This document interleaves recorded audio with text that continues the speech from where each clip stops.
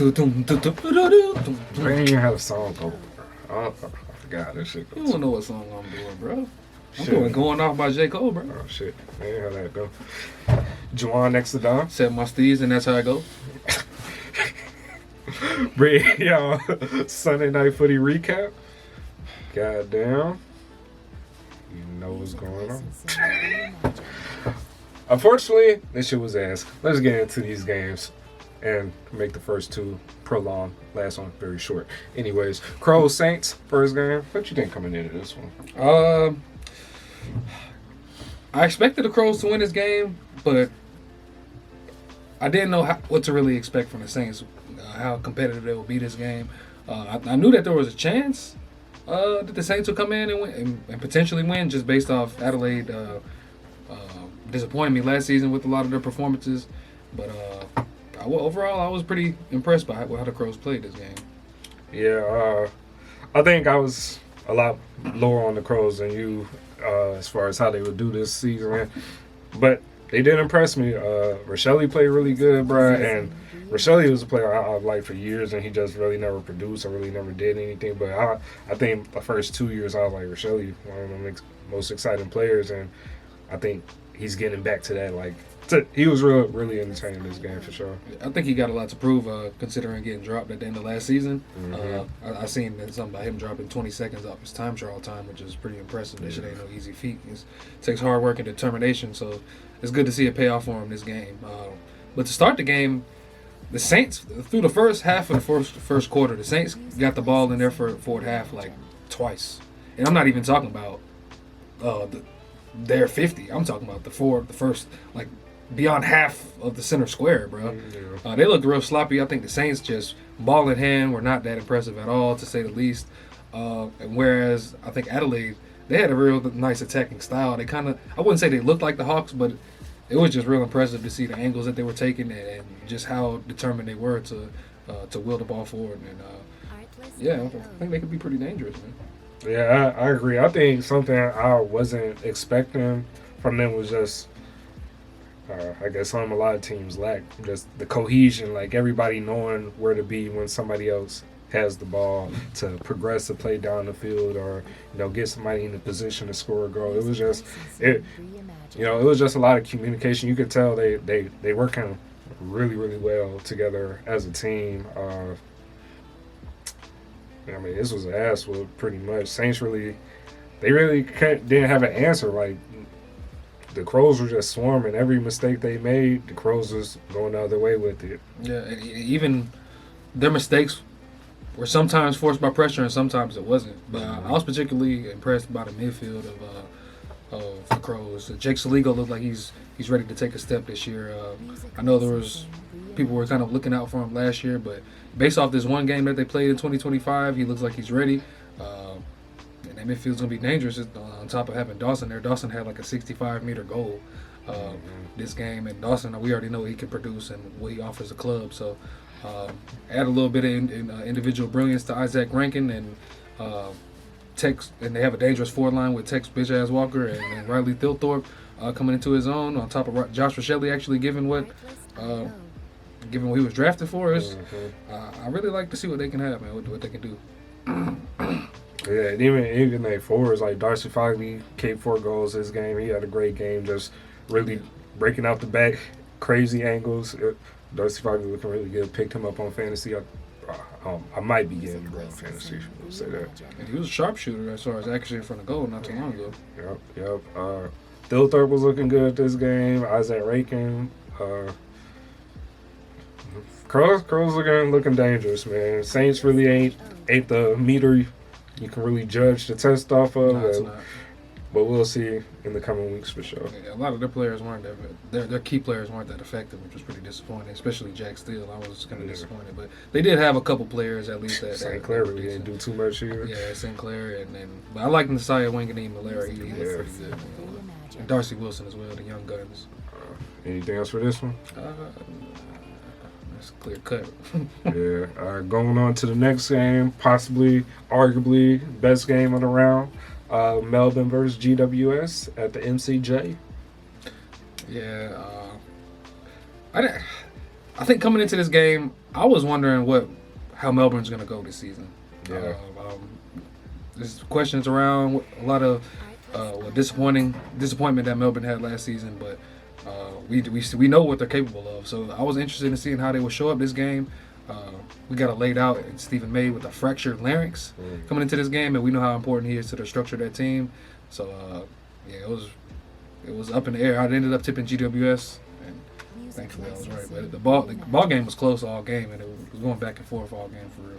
Yeah, I also took GWS just for kind of like you said, the uncertainty of Melbourne these past few years. I think GWS just was a more sure bet, at least for tipping purposes. But Melbourne came out tough. Like Petrarca came out on fire. I didn't get to watch most of this game live. I caught the match replay, and it doesn't really you really get more looking at stats than watching the match replay. I feel like, but Petrarca looked really good coming out the midfield. And that's the thing I think Melbourne need. They need to fall behind Petrarca. He's proven himself as a good leader. You can put him in multiple positions. He'll still be effective. And Petrarca staying healthy, I think Melbourne going to be dangerous this year. Yeah, Petrarca, particularly in the second and third quarter, really was willing the team forward.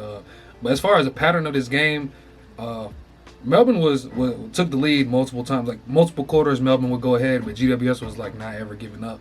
GWS willed their way back no matter how many points they got down at the end of each quarter or even in the middle of each quarter. I will say I don't think both teams particularly played their best. There was a lot of wasted opportunity inside 50. But I also know at the same time that there was it started pouring down real bad. It was drenched. I never seen it rain so bad. I think more toward the end of the third quarter. But I think what Melbourne did do pretty well was limit Sam Taylor. Sam Taylor had, I can't remember how many intercept marks, but he definitely had double digits last game against Collingwood. But he didn't really have much of an impact as far as intercepting and chopping off what Melbourne was trying to do aerially.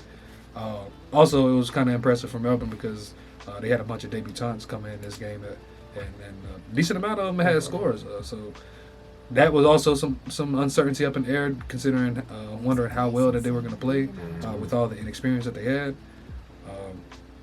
I think even though Melbourne lost the game, it was still a respectable effort. Yeah. Both teams definitely could play better, though. Yeah, for sure. Definitely, I don't think any team should be upset at how they played this game. It just comes down to there has to be a winner and a loser. And Melbourne did have their opportunities come late game that they didn't capitalize on. Yeah. And GWS on the other hand did with Dave Ruckman. What was his name again? GWS, Lockie Keefe. Yeah, Lockie Keefe scored that late game goal to put them in the lead, and Melbourne just couldn't respond in time. So, I mean, it was a great game for both teams, honestly. It was impressive to see how Melbourne came out at halftime in the third quarter, how they just came back to back. Bang, bang, bang, if you will, 3 straight goals. But yeah, Lockie Keefe is tough to have to go against the best rucker of the decade, if you will. Considering he's not even a starter because Kieran Briggs was out. But yeah, GWS just looked a little shaky, man. But it was interesting to see how. Well, okay, so I think Canelio definitely had some key moments of scoring goals whenever they needed it, whenever they were getting down a little bit. But you could tell this game meant a lot to Toby at the end. He showed the most emotion that I've ever seen from him at the end of the siren. For sure. The captains former captains for GWs did stand up, and Toby Green and Stephen Canelio, I think for the time we came in Footy, I saw them too as the leaders of GWS, so I think it's nice to see them contributing on the scoreboard like they did this game. Also, this is GWS only game at the G, I think, all season. So lucky as fuck, got the win. Whereas Port couldn't fucking do that earlier this week. They only had one game against the G, and they fucked that up badly. Yeah, so I gotta forget this game. Yeah, pretty much. All right.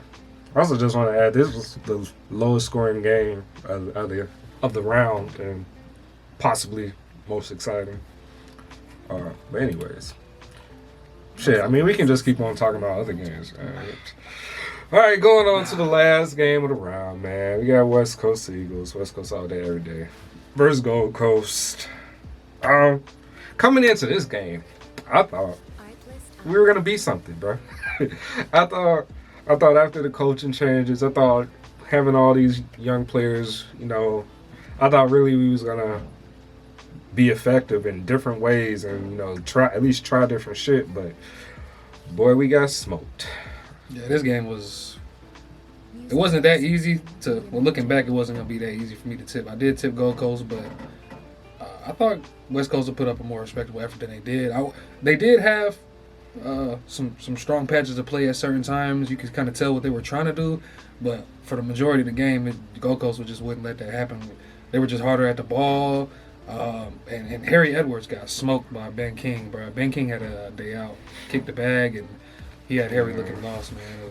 I didn't think we was gonna miss Tom like we did, but man, just off one game, we definitely felt that loss. Absolutely. Just miscues on handballs just consistently.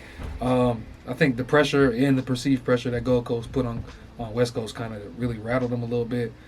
Sometimes you just couldn't. You could tell they didn't really know where to go. They just kind of tried to surge the ball forward, and it seems like Gold Coast really just was on that. They knew where the ball was going at all times, and yeah, there's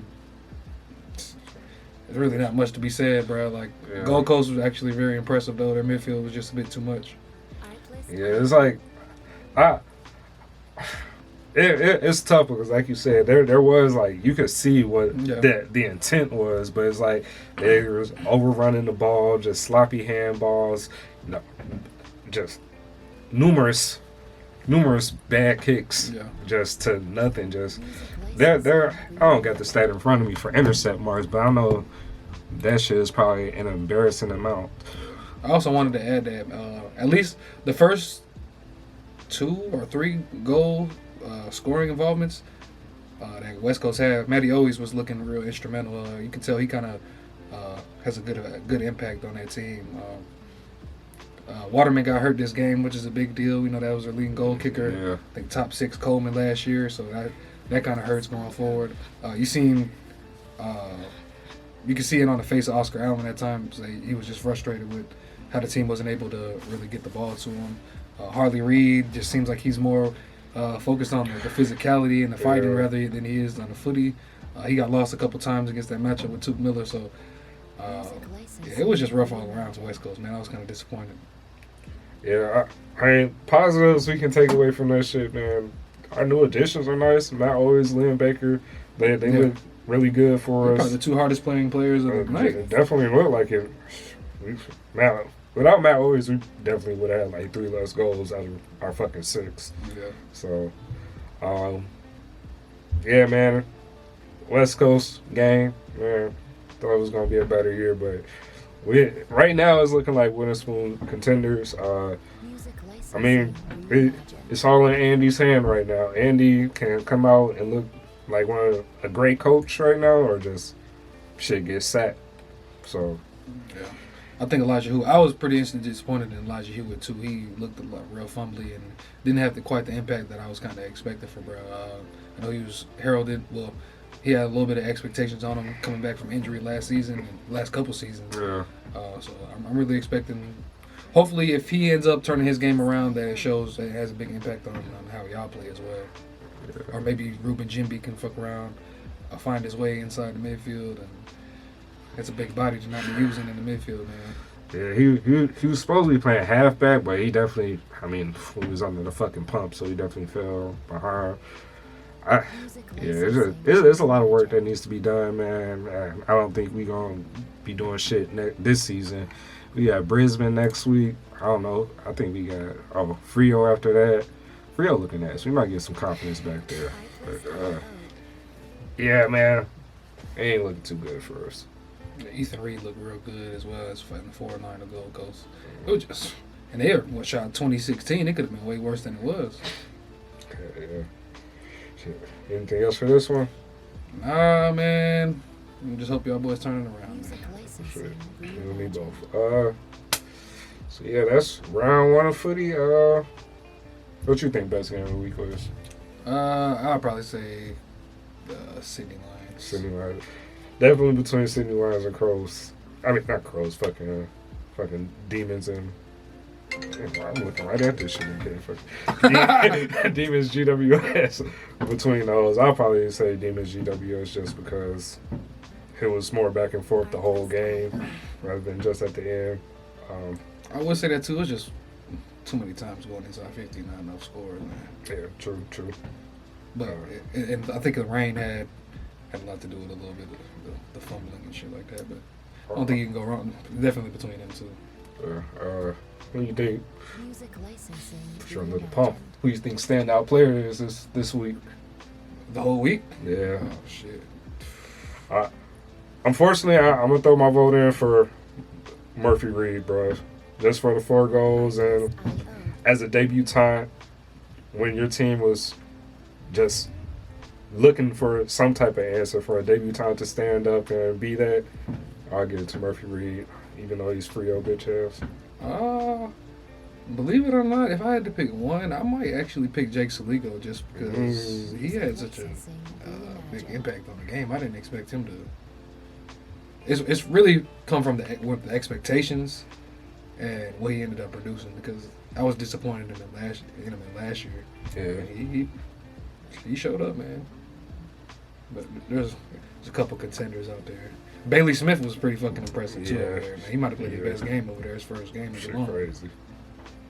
Probably only up for that boy with them. Yeah, Larky, Ben King. There's a If Larky ain't get hurt, he would have kicked the bag for sure. Probably ain't gonna say for sure. Yeah, it's tough, man. Shit, that's all I got for this week, man. Yeah. Like, come and subscribe all the YouTube shit, you know what I'm saying? Yes, Lord. Already know shit. Tune in to the lives. We be there. Or catch the recaps, because we do that. Yeah. Round 2 on the way. Yes, sir.